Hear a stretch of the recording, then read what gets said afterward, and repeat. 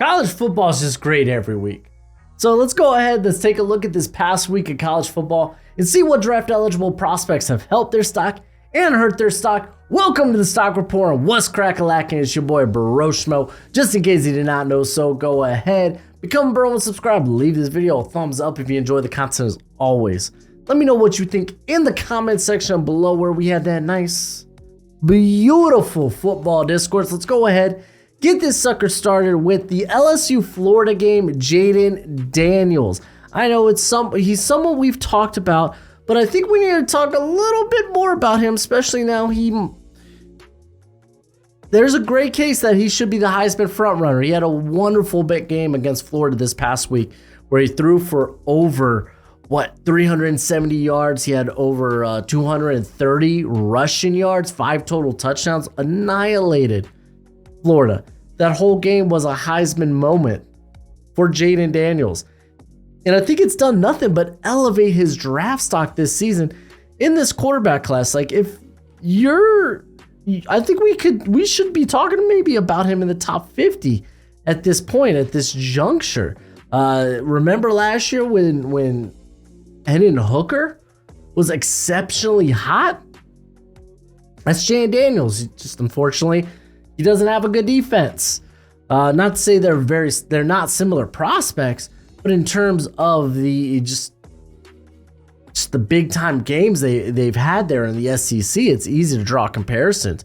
But wow, man, like legit, Jayden Daniels, how the decision to come to LSU really, really elevated his draft stock.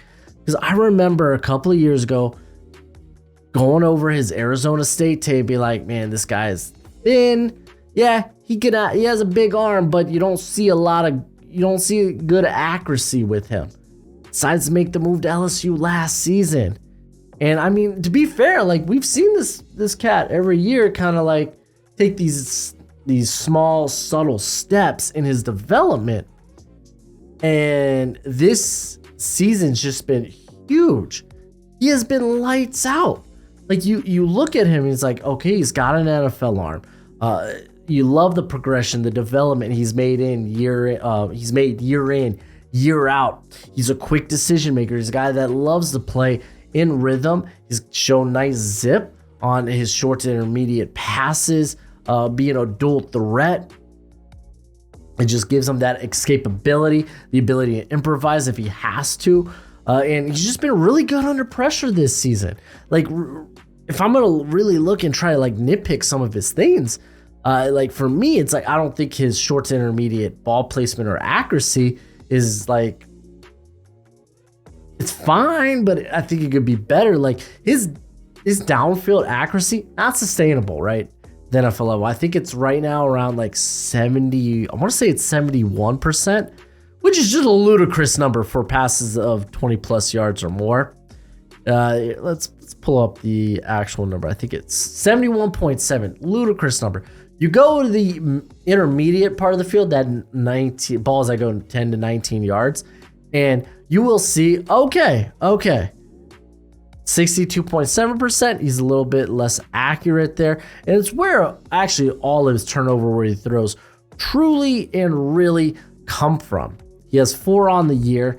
And if you go deeper into those analytics, you'll see like, okay, and a lot of them are not outside the hashes, but in the center of the field, which, to be fair, that is probably that center intermediate part of the field is the most turnover worthy place for a quarterback, because it's just so much is happening there. There's a lot more traffic. You might miss defenders over the top or underneath, and it'll turn to interceptions. There's just a lot going on there. And again, with my nitpick being his ball placement and accuracy on the intermediate, it's something to like take into account when you do his evaluation. But like, again, in terms of the development, like this guy's been phenomenal under pressure this season. It's truly been a special year for Jayden Daniels.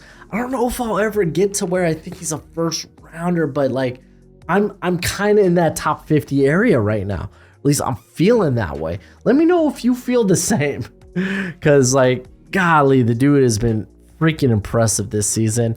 I want to stay in this game and talk about his teammate, Brian Thomas Jr. I feel like a lot of times this cat gets undershown, underrated, not shown enough, not talked about enough. Let's go with that compared to his teammate Malik Neighbors. But to be fair, I mean, I think some of the tools you see with a Malik Neighbors, or excuse me, a Brian Thomas, you might kind of like those a little bit better than you do of someone like a Malik Neighbors. You look at Brian Thomas, you love the build, 6'4", 205. He's a true junior, so you know he can put on more weight. The guy's young, he can put on more mass. Yeah, he's a little bit of a stick right now, but I think it'll be fine in the long run. You just look at it as game. Like this year, he's been fabulous. Against Florida, 150 yards, 2 touchdowns. He has 13 touchdowns on the season. It's hard to see a world where he does come back, but like look at what he is currently now, a guy that has just great athleticism, good physical frame, or let's go with a good build to his frame that will allow him to be a bit more physical. But again, it's the athlete. This guy's got the hops, he's got the speed, he's got the stop-start ability. He's showing that he can be a bit better after the catch and making guys miss. Like there are a lot of elements to this cat's game I really like. That's why I think earlier in the year, I think after like a month, I was saying, oh man, this is probably someone you could probably see in the first round 2025. I think you could see him in the first round this year now. That's where I'm at with him. Because like thinking about it, like Troy Franklin, right? Troy Franklin, if you looked at him last season, you were like, okay, he's thin and he still kind of like needs more polish as a route runner, but you see the tools, you see the footwork, you see the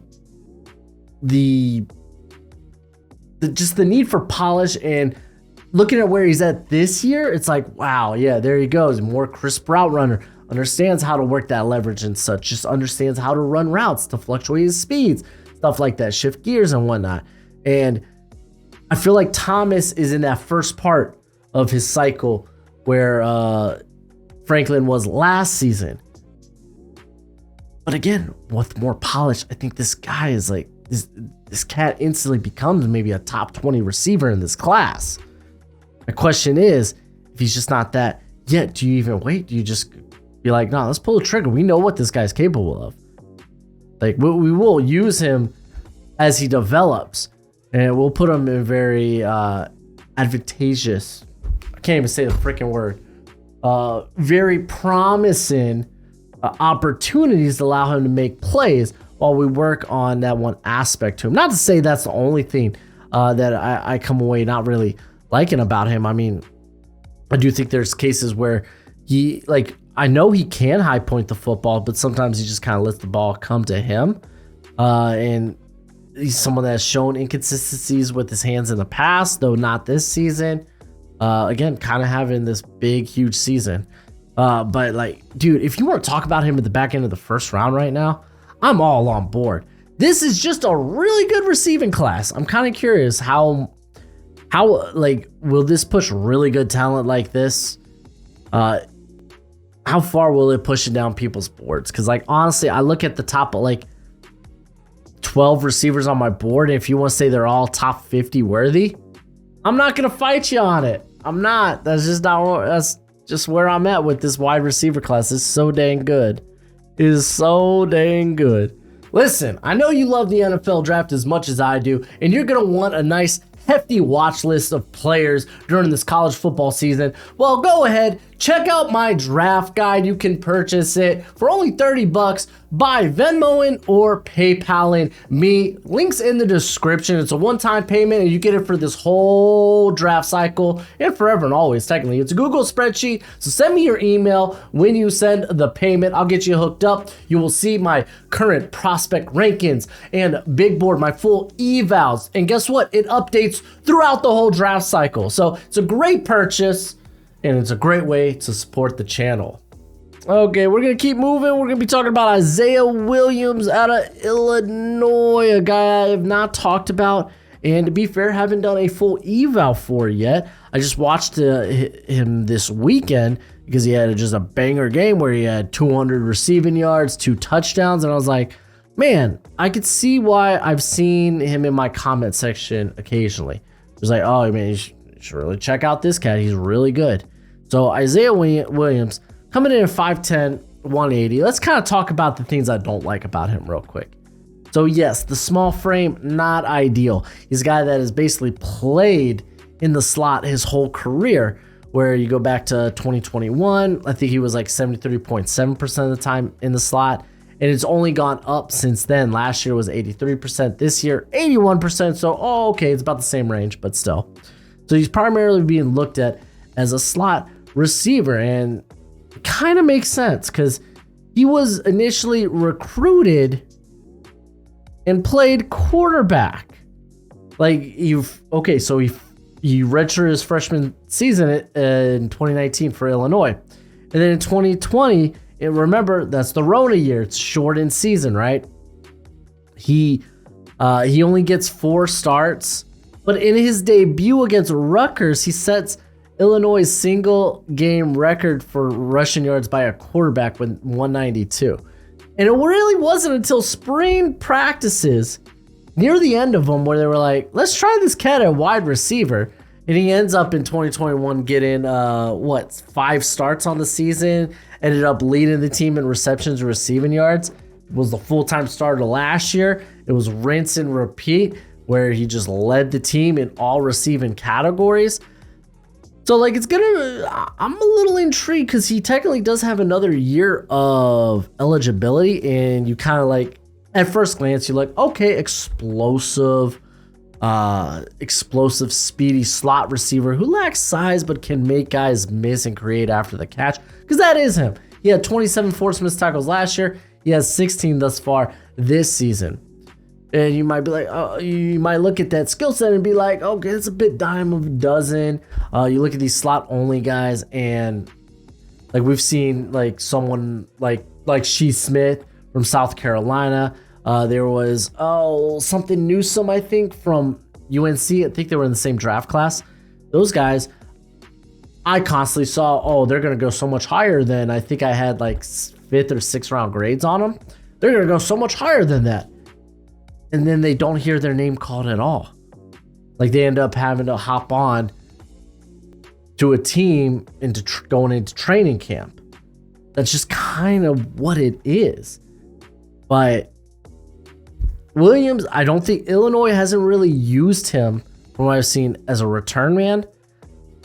But given his ability to make guys miss, his, again, explosiveness, ability to make plays out in space, I'd be willing to bet, hey, he could probably do it. He could probably be a special teamer, which that'll make you a draftable prospect instantly. Like you get to 6th, 7th round, and these teams are looking for players that they can develop,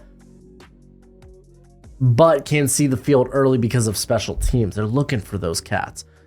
So Isaiah Williams is someone I plan on watching more this week because I'm going to have a little bit more time. Same with Malik Washington out of Virginia. So you got 2 undersized slot guys right there. So I look forward to looking at watching those 2 cats this week. But I wanted to give a shout out to Isaiah Williams. But I got one more wide receiver here. We're going to be talking about a little Ladd McConkey. Coming out of Georgia, didn't have necessarily the biggest week of any of these receivers, but still 4 receptions, 81 yards, and a touchdown. I know you've probably seen it if you're on the X of just him saucing the Ole Miss secondary. Like this cat's ability to be like he's just a route running technician, and he brings good speed and explosiveness to the table. You look at this cat and you're thinking, okay, you know what? He's got an NFL skill set. I don't know. I don't think he could be a number 1, but golly, he can probably be a high-end number 2. And to be fair, I've been much lower on Ladd McConkey. He's been kind of a slow burn for me. However, you want to talk about him in the top 50, I don't think I'm going to fight you on it because He has been that good. Matter of fact, where do I have McConkey? He's currently at 71 for me, and I'm pretty confident he's going to get a good like 10 to 15 spot push up the board for me. Again, has been that stinking good. Lad McConkey, have yourself a day. He's just been really good these last 3 games for Georgia. Had a big game against Florida, then had a very good game last week against Mizzou, and again, just carrying it over. Big game this week against Ole Miss. All right, we're moving to the offensive line here. Going to Oregon State of all places. It ain't Talanisa Fuaga. It's Joshua Gray there on the offensive line. I want to talk about it. And actually, I've watched this guy much longer, because I've been thinking he could have came out last season, but had a very stellar game against Stanford where he allowed nothing, no pressures, no sacks. He was a phenomenal run blocker, and let's get some shine on this cat. Coming in at 6'4", 305, former 3-star recruit from the 2018 class, did gray shirt his 2018 season. Basically, he didn't take part in team activities and was really a student only to join the team in 2019. So it's kind of like a late enrollment, right? But he would redshirt 2019. So it kind of allowed him to get, I guess, 2 freebie years, so to speak. But the minute he got on the football team, he was full-time starter. He started all 7 games at left tackle in the shortened season. And keep in mind, he is the left tackle here, but I think he makes the transition to guard, and I'll kind of explain why real quick in a sec. But he started all 7 games in that shortened season in 2020 because the Rona made second team all Pac-12. Has been a starter ever since. He made second team all Pac-12 again last season. I really thought he was going to end up coming out, but decided to stay for another year. And to be fair, like, I don't know if this was even necessarily be his best season, but golly, man, he has been good. Just has been good. Like, it's all definitely on par with last year. And what I like about him is how smooth of a mover he is. One of the best run blockers you'll see in the Pac-12. He just really shows off his like athleticism when pull blocking or climbing to the second level. He's been real nice in pass protection. Like, he's got a decent ability to be able to mirror defenders. And the dude is just made for a zone blocking scheme in general, whether it's inside, outside, wide zone. I think that's kind of where you want him at. He has a good understanding of leverage and blocking angles. However, he's someone that is I want to see get stronger. I think he has very average play strength. You might be like, okay, then why kick to the interior? Because he's got good feet, but I don't think he's got quick enough feet to deal with the speed he's going to see in the NFL. So I think taking that athleticism, kicking it to the inside as a guard, especially a guard that you're going to use as a puller a lot, is a lot more tantalizing than someone who could just end up getting beat against just the quickness of the NFL. I do want to see him also get a little bit more, be more effective with his hands. I think he's got quick hands. He's just kind of inconsistent with his hands at times. Also can be a bit of a lunger, but we can honestly say that about a lot of the guys in this draft class, in any draft class, really. It's a tough thing to it's a tough thing when you get on the run not to like lean forward and try to annihilate somebody or just play out in front of yourself. It's definitely something that's some people are worse at it than others, but it's always something that you're going to see people take note of in their notes, because there's just going to be cases of it. It's a tough thing to do. But like, all in all, man, I'm a really big fan of Joshua Gray, and I want to give him a little bit shine, especially since Fuaga's getting the first round hype now. I don't want people to forget about Gray. But I'm going to stick with the interior with Troy Fautanu, who kind of had a bit of a downer game, I guess, so to speak, this week against Utah. But Utah's also one of the best defenses in college football, so but he allowed 5 pressures and a sack, did get penalized one time as well. Like, all in all, still a good outing if you consider, like, that Washington and Michael Penix dropped back 50 times. But still did get beat. Probably probably the game where he felt the most susceptible. And I don't think Washington has UCLA on the skiddy this year, which is always just a really good, just with how great their pass rushers are. It's a nice measuring stick. That kind of like, that really put Talanisa Fuaga kind of on the map for a lot of people, how he did against the Murphy twins and Liatu Latu. Didn't have that this season, but he's a guy playing left tackle. He's kind of playing out of position. He's going to be kicking to the interior. And I think some of the stuff showed up why people kind of view him more as a guard or even a center prospect. As you kind of look, it doesn't have necessarily the quickest feet, and that kind of shows on the outside against like speed rushers. It just shows up that he has to engage from less than ideal angles, and instead of like trying to get in front of them, try to ride them past the pocket, which eventually just becomes a losing battle.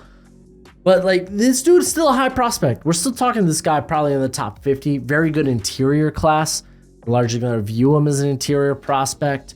I do like him kind of in the same regard as like Gray, as like this guy who can be this agile mover, this pull blocker. But I think he's a bit more stout at the point of attack than someone like Gray is. So this isn't really a stock down, just taking note of like, okay, probably his biggest test this season since Oregon, where he held up really well against Oregon, but in this Utah game where it's okay, he was a little vulnerable at times in this game. I just kind of wanted to point that out.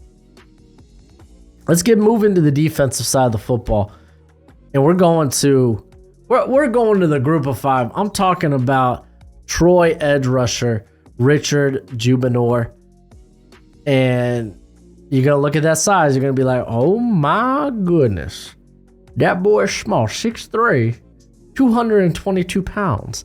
That ain't the size of my pass rusher.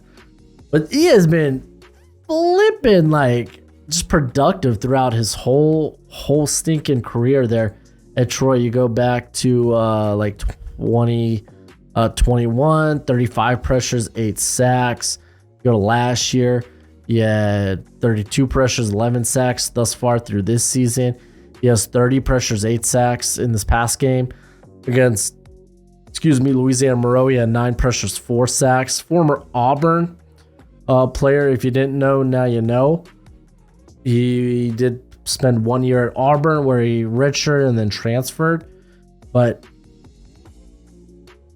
I don't know where he's going to land in the NFL. I honestly don't, because he's undersized, underpowered, and he does struggle to disengage from blockers. He does struggle with guys getting under his pads. So I truly don't know how you're going to work this guy in, because it's not like he has a lot of off-ball experience either, and that's kind of the problem. So I don't have a draftable grade on him, but it's just like, golly, his bend is so good. His feel for angles, it's so good. His pursuit speed, it's so good that I feel like he can make it work. You could have this guy be, this cat, be a special teamer early as you develop him, and maybe even just be like a DPR only early in his career, similar to what Detroit did with James Houston, where he had that freak rookie season, though he did it off of like all of like what, 200 snaps or so, something like that. But you gotta look at him realistically, because man, I think he's got the speed and agility to be an off-ball linebacker. It's just he's not testing that requirement. He just isn't. But his win rate has been really good this season. His ability to get the quarterback's been good for 3 years now. I wanted to give a shout out to him because I don't think I've talked about him yet this season. Thought he was going to come out last year. He decided to return another year. His teammate across from him, much better size. I need to get into him. I think his name's Javon Solomon. So I need to get into him, but I wanted to give a shout out to Juinor, a guy that's been kind of on my watch list, not necessarily even watch list, but who I've had an eval for the last couple of years. Just wanted to give a shout out to him. And then we're talking strictly corners from here on out. And I got a few downers. We're going to start with Fentrell Cyprus out of Florida State. I was huge on this cat coming into the season. Had a down game against, of all teams, my Hurricanes. Haha, hee hee. Had a rough outing where he allowed only 3 receptions, but he unfortunately averaged 51 yards per reception when targeting Cyprus. He allowed 153 yards and a tutty. So rough game for Fentrell here. And you look at him, you like the size, 6 foot, 187. That's solid size. It really is. He was very accomplished at Virginia, that's where he was last season. And I mean, he's got a good build, good length. He's a guy that he is very much, I'm going to lay hands on you and you're only going to be as fast as I'm willing to let you. And the questions where you're going to trip up with him is he's not the most explosive guy, like kind of feels like a middling athlete. Doesn't really always get his head turned around to make a play on the football. And now in this game, you've seen him get burnt deep. To be fair, like these are back-to-back weeks where he was kind of so-so. The previous week against Pittsburgh, he allowed 3 receptions for 119 yards. So he was allowing 39, close to 40 yards per reception last week. So not a great look. Just back-to-back weeks where it hasn't looked good. I still like Cyprus as a prospect, but I like him better in this day 3 area. So I know he was someone that made my top 10, I think, corners going into the season. I just kind of want to mention where has he been? What's been up with him? Why am I not talking about him as much? And then the next cat I'm going to talk about is Josh Newton at a TCU. Someone that a lot of other people are much higher on than I, but he had a rough outing against Texas. He allowed 9 receptions on 13 targets for 130 yards and a touchdown, and he lost to speed. Like against Xavier Worthy, he got toasted. He allowed 6 receptions for 104 yards, and then against A.D. Mitchell, he allowed 2 receptions for 26 yards, so not as bad, but one happened to be like a 20-yard touchdown. It is what it is. It was a rough week where he was going against NFL talent, and he ended up on the losing end. He's someone who I wasn't positive how I would like speed-wise, and it's kind of funny because I go back to last season, and it's like I made this note how he went stride for stride with Xavier Worthy, so maybe like I was like, maybe his recovery speed's just that good, and then this year he just gets utterly toasted by him. He is very much a physical corner. He's someone you're going to want in the face of the receiver and putting hands on him as early as possible. His penalties this season, only 3, so not bad. Never really been a guy that has been called for a lot on penalties, not since his first 2 years in college football, and he was at Louisiana Monroe at the time, so that's the second time we're giving a shout out to Louisiana Monroe. But yeah, like Newton, it was kind of a down game for me, and kind of like I feel a little more vindicated why I have him more in this like 3rd to 4th round area, opposed to like I've seen him in like people's like top 50, top 40s, and I'm just like I don't see it.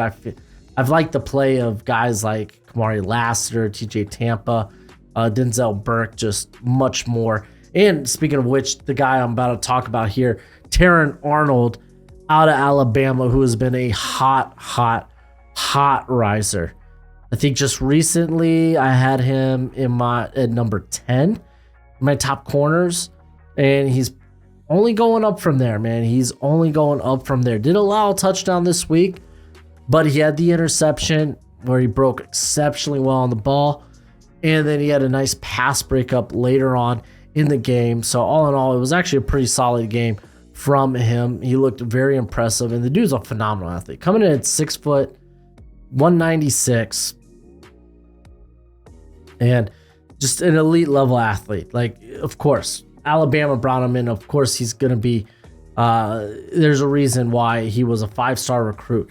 He's a twitched up athlete with quick feet, great change of direction, great length. And I think he was actually a defensive back, maybe a recruit as a safety as well. I have to look at that. Yep, recruited as a safety. Here it is, right in my notes.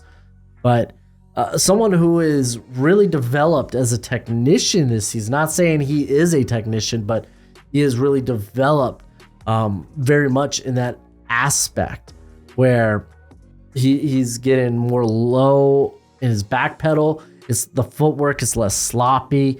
He's less susceptible to the double moves of receivers. He's able to stick with them stride to stride, get in that hip pocket and be a problem. And someone who is just developing before our eyes, and we need to talk about him. Like, if you see him in the top 50, buy it, believe it. It could be a first rounder when it's all said and done. Is only a true junior, so definitely someone to look out for currently. But yeah, that's it for the video. Go ahead, do the YouTube thing, and as always, until next time, you be easy, my friends. Later.